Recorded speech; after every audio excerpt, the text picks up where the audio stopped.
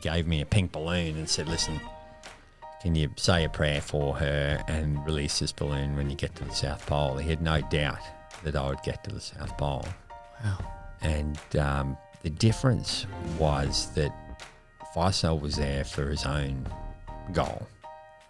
I was there representing women that were plugging into chemo and reading my blog, watching video images coming out of Antarctica.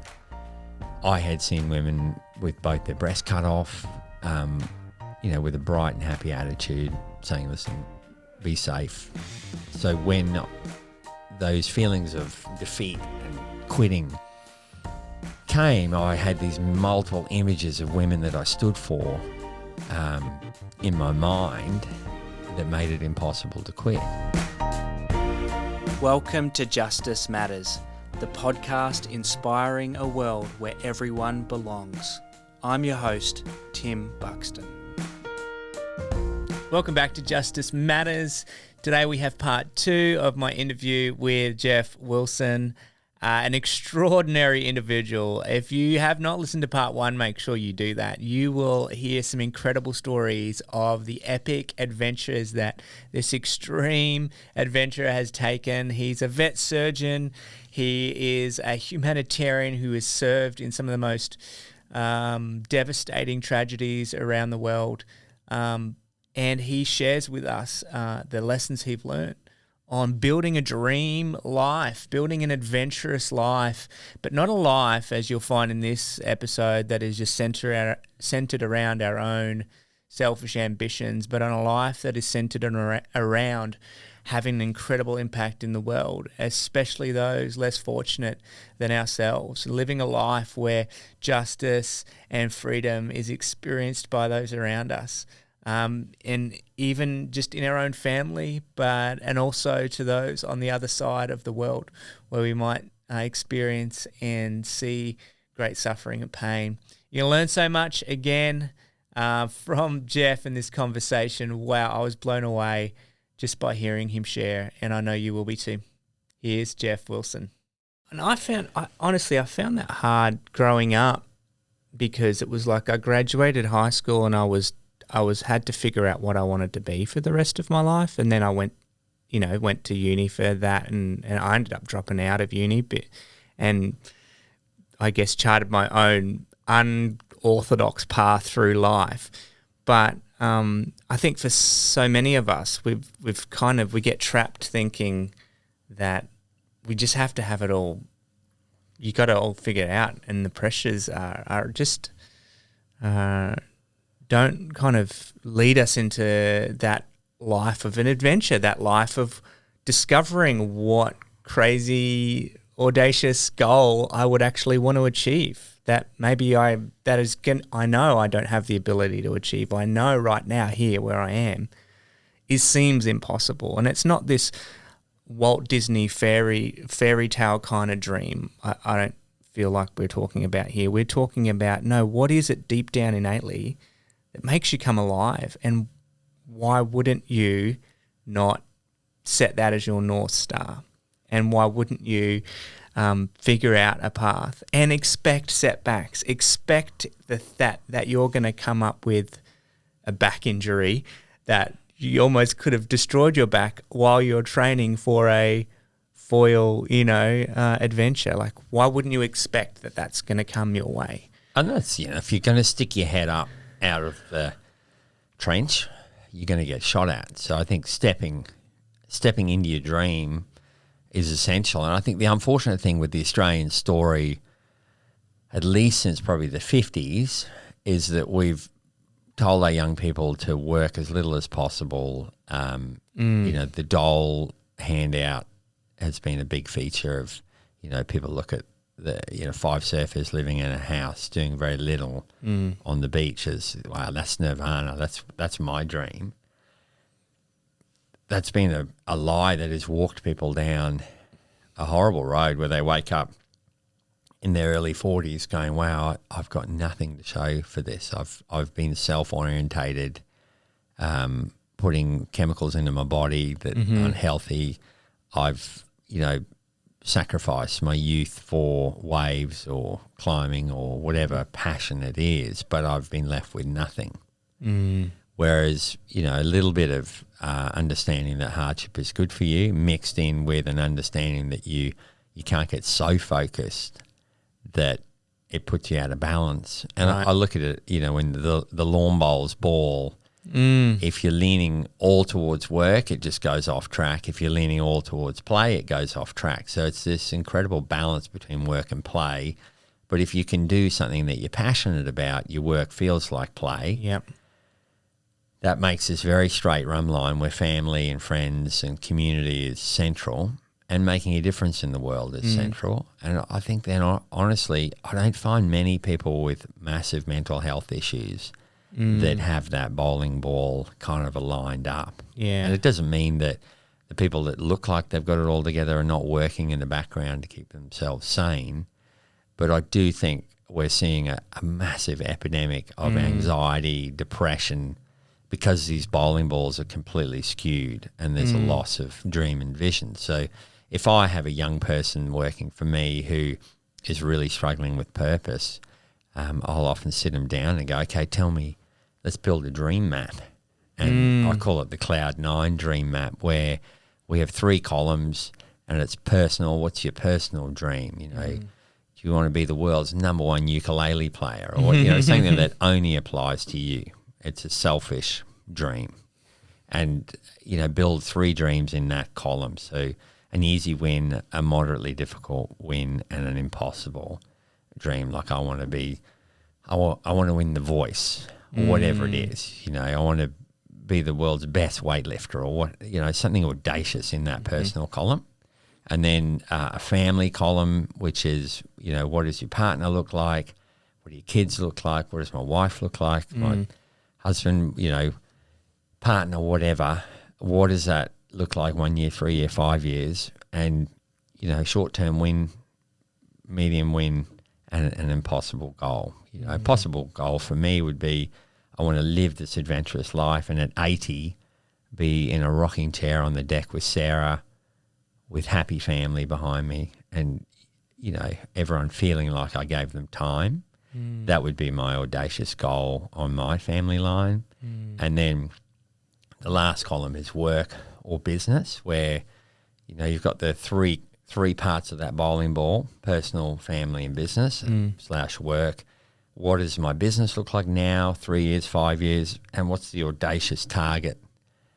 For me, with my Vet Love group of practices, it was 20 hospitals operating at a healthy profitability with happy teams, providing world-class standard of care. That's my audacious goal. We're at 12 now. The original goal, audacious goal, was 10 hospitals, and we passed that in 4 years. Wow. So then you reset these goals, but I think a lot of humans just don't have this concept of dream mapping. It's something that it's an art that's been lost. And if you look at a child of, say, 9 and below, they imagine stuff all of the time. Imagine themselves being a warrior or a cowboy or a ballerina or an astronaut. We lose that ability over time. The dream map is teaching you to get your imagination going again. Right. And build these very distinct goals. And I would encourage anyone building a dream map off that 9 square platform, even if you're a terrible artist, to just mud map a little drawing attached to it, because your brain remembers images way better than it does words. Text, yeah. So by drawing these images, you'll start to really build out what the dream looks like. And what I've found over multiple journeys is that if I build the endpoint very clearly in my mind, it's much more likely to come to pass. So for the Sahara journey, I meditated for months on the 4 guys involved, safely getting across 2,500 kilometres of landmined desert through 6 West African countries, with Al-Qaeda bandits beheading tourists in that same month. All of that, I imagined this image of the last sand dune, and I'd never been to this point, but I saw it on the map. It was the Senegal River with some dunes coming down into the river. I was standing in my mind on the last sand dune looking north towards Europe, basically. Mm. And there were 4 tracks over these tangy red-coloured dunes, and they looked like mountains of tang. Remember that orange drink we used to have? I'd in my mind, that's what it looked like, mountains of tang with these 4 tracks, and then the 4 of us standing there with our helmets off back to the Senegal River. And in my mind, the river was black. It wasn't like a blue or a brown. It was black. 6 months later, we've been through this brutal 42-day journey, 13 men, 9 of them during the journey had emotional and physical breakdowns. We had one guy very nearly killed by a kite accident. We had Al-Qaeda bandits follow us in Land Rovers with machine guns. We had 700 kilometres of landmined sand, which is where most of the breakdowns occurred because it was so stressful travelling through the landmined areas. But there we were standing on this red-coloured dune. It was the bizarrest red-orange sand I've ever seen. It looked like tang. Just like your division. And behind was a boat waiting to take us across this black river. And it was as black as the river Styx, in Hades. It was the weirdest black colour. And somehow looking northwards were these 4 tracks over the last couple of dunes. So it was way too accurate for it to be this dream map is like a portal into the future. It's quite bizarre. On my first Antarctic journey, the end point was a place called Hercules Inlet, which there's no more desolate, lonely place on planet Earth. It's basically from the South Pole, 1,300 kilometres towards the coast, and there's this long inlet. And it's the shortest way to get from the pole to the coast because the inlet comes in with sea ice quite a long way in. In my mind, at this point in time, I had no pedigree as a polar explorer. So for me to be imagining an endpoint after a brutal journey like that, my imagination had me beating the record for the fastest coast-to-coast crossing. I didn't specify how much by, but I saw myself coming down a gradient towards the sea, and then on my left were 2 mountains that looked like, for want of a better description, a pair of breasts, basically. These weird sort of snow-covered domes on the left-hand side of the inlet. And once again, I'd never been there. I'd never seen what blue ice looks like. Because blue ice is glacial ice coming off a too high gradient for snow to stick at it. So the whole thing in my mind was very specific. These breast-like mountains, an inlet of ocean ice, and me finishing having broken the record. Anyway, it's probably 18 months later, and I've been through the most brutal journey. I'd run out of food. I'd very nearly broken the record for the fastest pole to coast. 5 days, 20 hours. The record was 5 days flat. I didn't even know that, but I had no food, so I had to travel. Oh, my goodness. Ate my last meal, and then as the mist And you're cleared, alone. I'm alone. And I'm on a GPS marker that tells me I'm over the ocean. If I drill down, I'd get into salt water. So I'm off the continent. I've gone far enough. And it's just a whiteout. So it's completely different to my mind view. And I was confused. I'm like, this is confusing to me. This doesn't match what I'd built in my faith eye, and I've never seen this before. Anyway, it was a 3-day storm. I didn't get picked up for 3 days, and it was whited out the whole time, so they couldn't get an aircraft to me. So I had a spoon, and I was scraping the inside of my sled to get protein powder and chocolate powder that had impregnated into the Kevlar to make a soup to live off. Plenty of water, plenty of fuel, but no food. And you're burning, 6,000 to 9,000 calories a day because your body is just like a furnace after a polar journey. So you're starting to really feel the effects of hunger. And then on the third morning, the cloud lifted, and behind me was this blue glacial slope of blue ice down to the white ocean ice I was on. And in the distance, out of the mist, came these 2 breast-like mountains on the left-hand side, and it completely lined up with my faith eye image. And I had this just chill as I stood outside and realised that what the clouds had covered was this exact match to an image I'd built in my mind 18 months previous. Mm. And one more faith eye image example that's really fresh because it's from my most recent polar journey, the longest journey, which was an attempt to break the longest solo polar record of 4,800 held by Rune Geddes, or Mike Horn at 5,100 kilometres. I'd spent 7 years trying to get a particular route across Antarctica sanctioned by the Australian Antarctic Division and met blockade after blockade after blockade. Finally, I thought, well, stuff it. We'll go through Russian territory, but it's going to mean that I will have to get up and over the highest point on the polar plateau, which is a feature called Dome Argus, which you imagine Ayers Rock, but 13,000 feet high. So, it's a very, very high dome of ice, and it's at the South Pole region, so the air is very thin. So you're operating at an equivalent altitude of about 17,000 around the equator. It's the coldest naturally occurring place on planet Earth. So if you get a cold snap, even in the middle of summer, it's going to be cold enough to kill you at minus 70. You're not going to survive.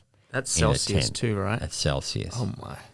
So you're not going to survive minus 70. So you have to time it to get over during a warm spell, which would be about minus 50. Everyone in the know in the polar exploration circles said, listen, it hasn't been done because it's so far from the coast. You couldn't get there and back in one Antarctic summer. You'll be left behind in the winter and have to do another year of dark, and you won't survive the winter in a tent. So it's never been done. It can't be done. There's no wind going up an ice feature. All of the wind in Antarctica rolls from high altitude to low altitude. So generally from the domes A, B, and C to the coast. So you're not going to be able to use kite power to get up it. You'll be man-hauling. You won't have enough oxygen to man-haul. You're out of range for Russian support aircraft to get to you. So you're going to get so far away from the coast, no one can pick you up. You're not going to be able to get back. You'll die. So all of these challenges were there. Anyway, one by one, we worked on logistics and planning, and miracle after miracle occurred on the journey. But my faith eye image that I worked on was of my boot, a particular boot that I've used, the Salomon Mistral. It's a very warm ski boot. Comes in two colours, a white or a bright orange. And in my mind's eye, it was a bright orange boot, stepping on the highest point of the Antarctic plateau, the top of Dome Argus, because that was the crunch point. If I could get to the top, then I've got wind rolling downhill to get me all the way back home.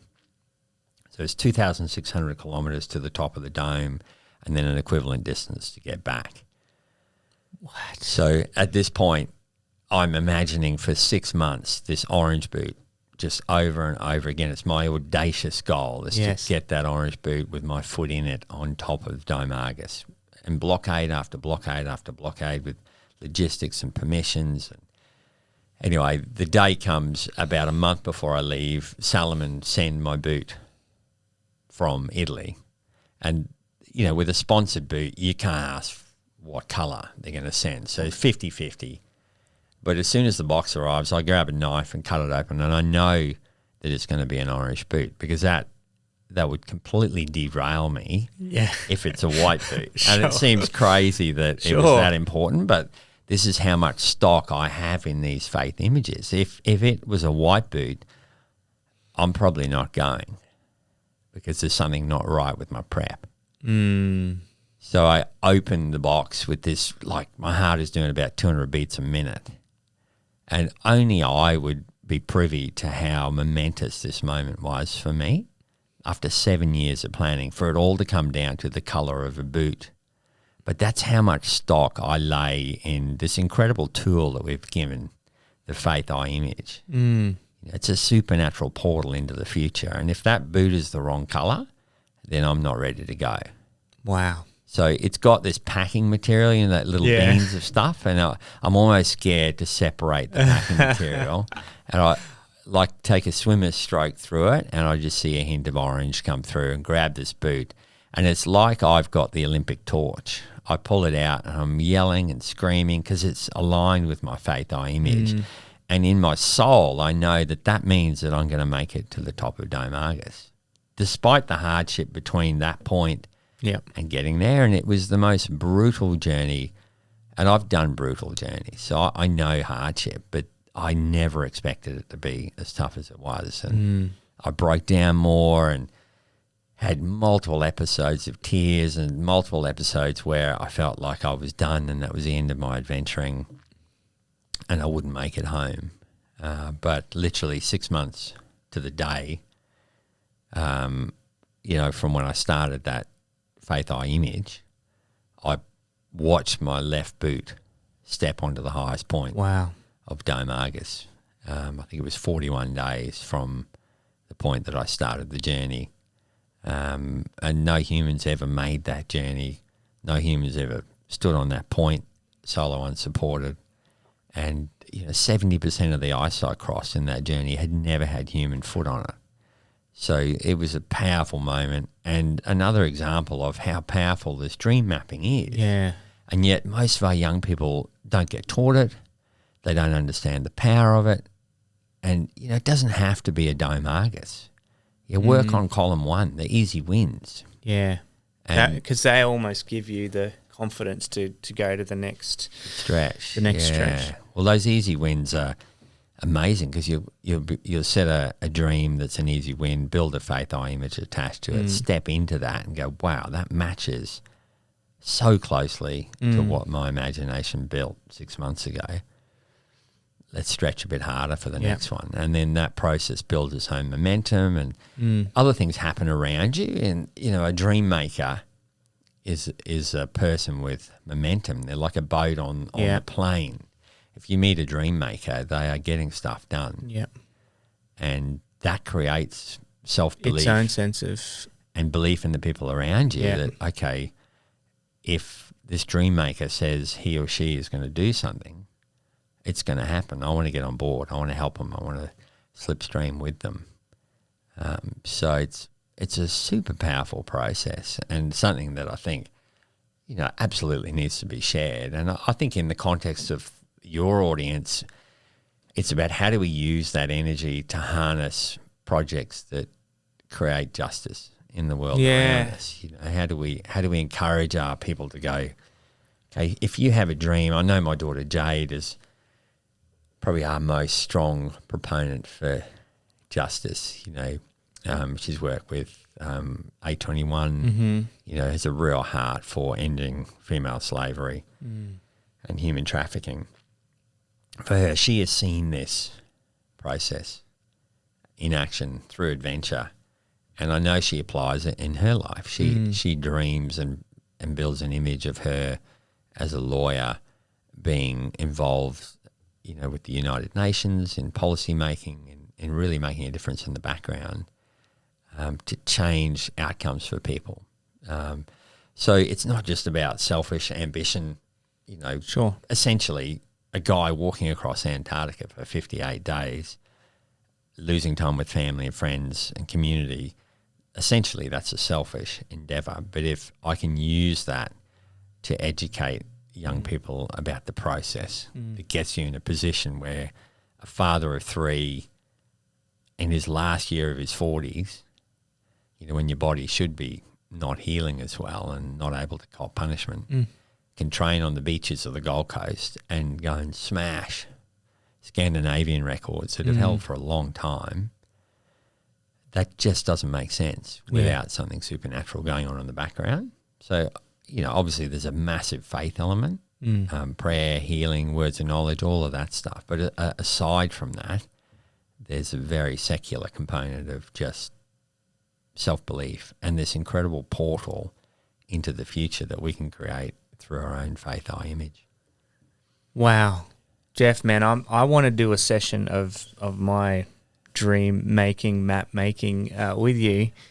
It sounds like that that kind of mentoring that you provide young people could go mainstream and really have a huge impact, I'm sure. One of the things you pointed out, though, was that element of being able to marry what you do with a sense of not just a selfish ambition, but how can I make it an impact on those around me? And you have actually tied a lot of your adventures to whether it be raising support, finances for, some kind of fundraising ambition, or with other goals in mind. How important has that component been for you, or can you give an example of what that's been like? Well, I had a bit of a row with Dick Smith over this years ago, because he always felt that adventuring and charity should be very separate. There's no reason why an adventurer should tag a charity that's diluting the purity of pure adventure. And it's I think it has been done in the past where people go, I need support. Let's just pick a charity with no passion involved to make us look good. And I understand where Dick was coming from. Sure. But my reply to him, I said, Dick, that's because, and this he probably found offensive at the time, but I didn't really give two hoots.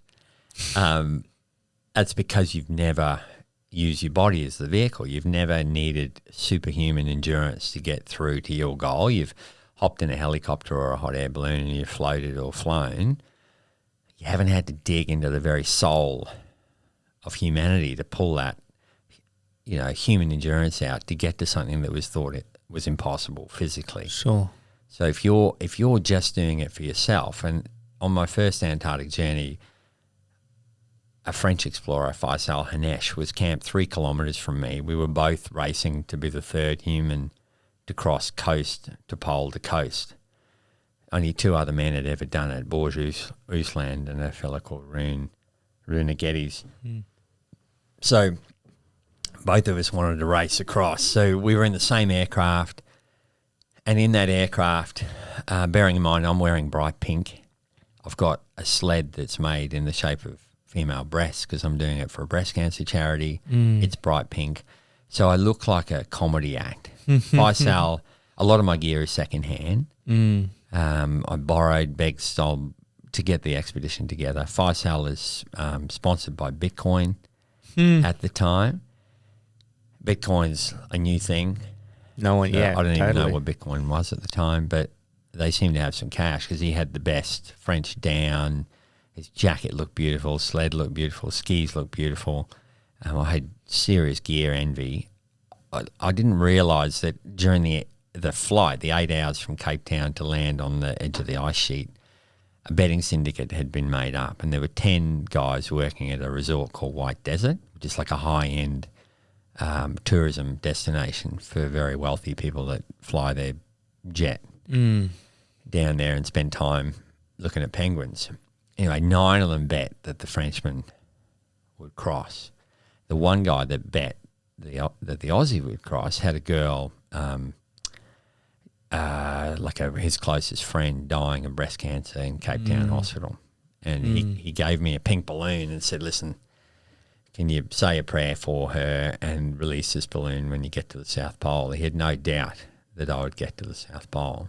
Wow. And the difference was that Faisal was there for his own goal. I was there representing women that were plugging into chemo and reading my blog, watching video images coming out of Antarctica. I had seen women with both their breasts cut off, with a bright and happy attitude, saying, listen, be safe. So when those feelings of defeat and quitting came, I had these multiple images of women that I stood for in my mind that made it impossible to quit. And within 3 days of the start of that journey, the most vicious storm in 50 years to hit an Antarctic coastline built in the Antarctic Ocean. And I got an email from my weather guy in Belgium saying, Geoff, there's a big storm on the way how good is your storm survival skills? And at that point, I'd never really been tested. I'd been through some storms in New Zealand in the high country, one killer storm in the Arctic. So my repertoire of storm survival was not big. Still not bad. Yeah. And we'd had a sandstorm carry a cameraman in his tent across the Sahara. So I'd been through some weather events, but I had no inkling of what a cold Antarctic storm would feel like. So anyway, the next morning I get an email from him again saying, listen, this has been upgraded. It's going to rip planes out of their tetherings. It's going to roll demountables at the Russian base 3 kilometres away. 30 kilometres away. You are going to have your wits about you to survive this storm. Just before I dug in, waiting for the storm, he sent an email saying, I have serious concerns about your ability to survive this storm. So I had emails sort of stating that this storm could kill us both. And I was in contact with Faisal 3 kilometres away, just comparing what we were doing to prep for it. And we both dug our tents in, built walls on the upwind side and just prepped. And over the next 4 days, the storm went from 1,000 screaming alley cats to 50 747s parked upwind of the tent. Oh my gosh. We had winds of over 200 kilometres an hour, wind chill down to minus 47. I can't even imagine what your body is hearing and feeling and sensing, and how that does not translate to complete terror. You're fighting panic the whole time. I would be. You're absolutely mortified, thinking I'm 3 kilometres in to this. 30 kilometres into this journey. I'm 3 kilometres from a French explorer. We're both going to die here. He's going to look like a serious contender. I'm going to look like a comedy act connected to a set of bright pink breasts. And then I rang both my mentors, so a beautiful girl, Maddie McNair, who did a lot of my training. She was the first woman to get to the North Pole, the fastest female as well, using sled dogs when the ice used to be thick enough. And then Eric Phillips, who's always been a mentor of mine down in Launceston, probably he was Prince Harry's guide.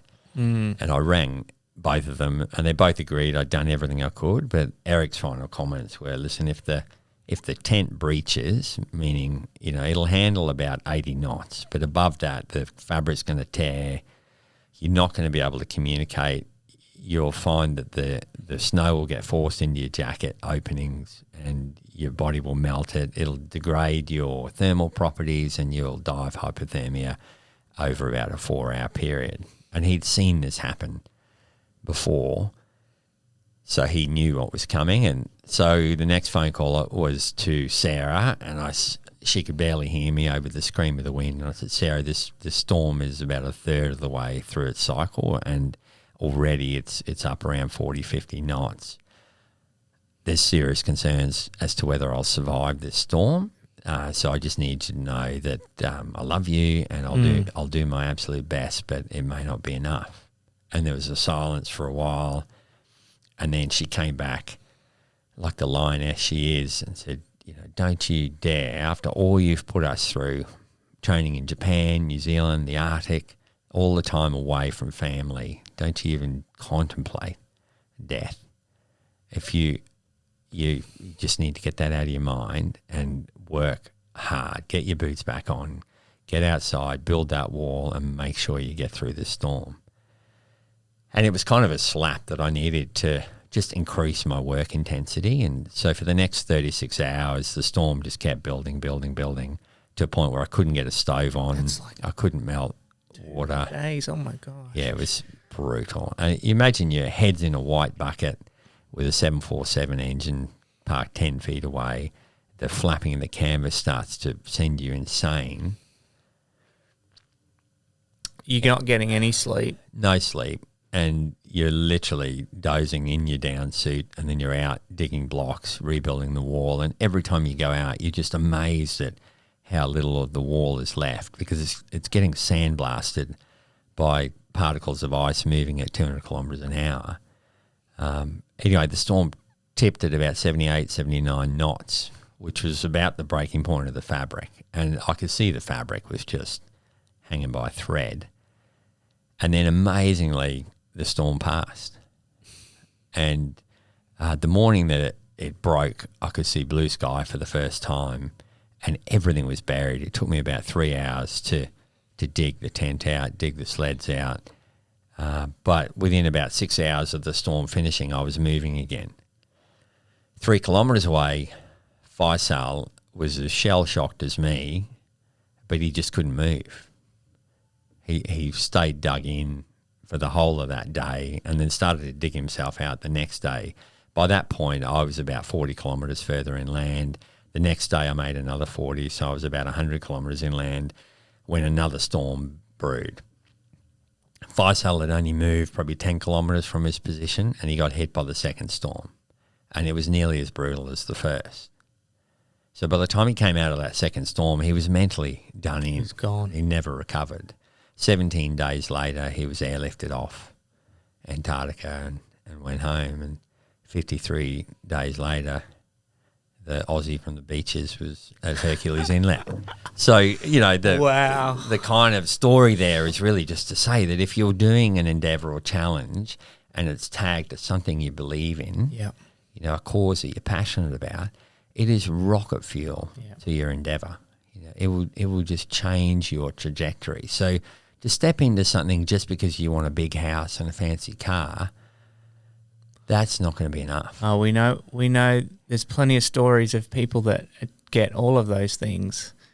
I know people that therapists to Grammy Award winners, and the day after they've won their Grammy Award, they call him and say, "I've never been more depressed in my life. Like I thought this was it, you know." And again, that's achieving your goal, but I think there's something more than just what you're achieving. I think that element of why is so important. So important.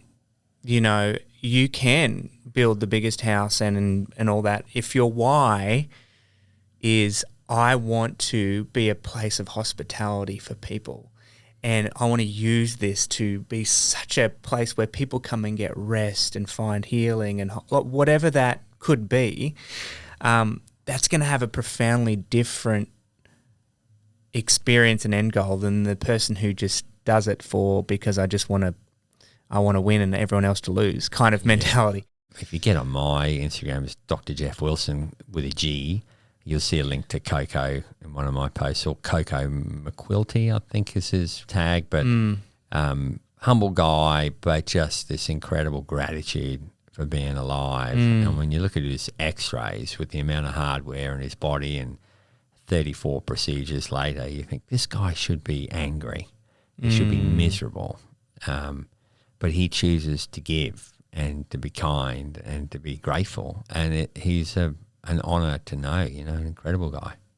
We just had a sweet lady, Rowena Matiski, stay with us, and she lost. She was a teacher here on the Gold Coast and is now up the Sunshine Coast, and she lost a leg, and she's had, I think, over 50 operations simply by just twisting her ankle. And 50 operations later, you know, I don't know if it was a decade ago or longer, she has the latest and some of the most grueling operations she's had in the last 6 months.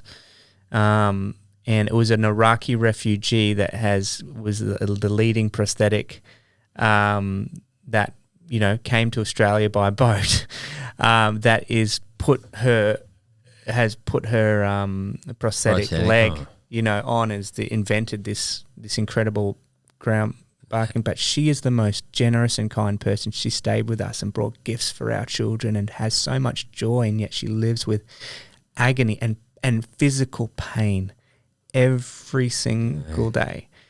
And it is people like that that for me they're like they're the reference points for what true life is and what true courage is, and for what it means to be human. I think they epitomise to me what the human spirit truly is all about. Well, it really is what makes us human, in that, you know, if we were just animals and carbon and dust, then kindness makes no sense whatsoever, because it's actually anti-survival. Like, survival would be everything for me, hoard it, keep it. But we see that approach leads to anxiety, depression, despair. So there's this incredible proof right in front of us that we are supernatural. Yeah. And that kindness makes sense, and it's the way we're wired. And we've all been in situations, whether it's at school or at work, where there's an absence of kindness. And it's a horrible atmosphere. No human likes it. You know, it's a dog-eat-dog, Lord of the Flies kind of environment, and it's not a fun place to be, you know. There's whole cultures that are built on a lack of kindness, like the Nazi Party, or you know, where you just looking at images, you can feel the lack of kindness, and it's, you know, an absent. Probably the only place I have ever been in my life where I felt a complete void or a vacuum of all kindness, all goodness, all godliness was in a wealthy part of Banda Aceh, where the buildings were big enough that they trapped a lot of people during the quake. So people just didn't escape the coming flood, the wave coming through. So the volume of dead was just hard to believe. You know, 3 people deep, stacked on top of each other. You couldn't walk through a building anywhere in that part of the city without popping your boot through a rib cage and getting human, you know, fluids into your clothing. And there was this kind of maniacal laughter in my head, which I felt was absolutely the complete void or vacuum of kindness or goodness or godliness. And it's a place I never want to go back to. You know, and if we can fight for justice for all people, for all colours, all nations, you know, that is the place that we want to be operating in, where there's an abundance of kindness and goodness and godliness. That's an exciting world to live in, you know, and it's a world where we see the colours and the adventure, as opposed to the world where it's all about material gain and stepping on the shoulders of those next to you to climb the ladder. And is the other person a means to my end? And I think we're seeing more than ever a realisation that there's overtly obvious ways we see that happening, but there's whole systems in our society that have built upon, you know, we think of slavery as just something in the past, you know, where, you know, but it is our fashion industry, our industries by and large, the way we create and produce and consume has actually, and our political systems, they are embedded in them is these systems of injustice, of systems of oppression that I think thankfully it's been a difficult couple of years, but with the different you know, awakenings in our own culture, our own past and our own history, and our own, you know, the things that have just happened, you know, in the last couple of years, there's been a rise of, hang on, these systems of oppression have to come down if we are to build and it's great a better future. Those conversations are happening, but I know people, and some days I feel like this, where you're so overwhelmed by the enormity of the problem, right, that you almost are immobilized. And we did a journey where the Root Charity was an incredible charity called the She Home in Cambodia, where they were, I think it was a Sahara journey. I had 3 girls' photos on the stem of my kite buggy, and there were 3 girls that had been freed from human trafficking at a very young age, 8 or 9 years of age, and then rehabilitated through the She Home, taught skills that then meant that they could go and prosper. But their logo or their tagline was for the one. So don't give up Yeah, based on the I like that. enormity Yeah. of the problem, Yeah. just affect the one.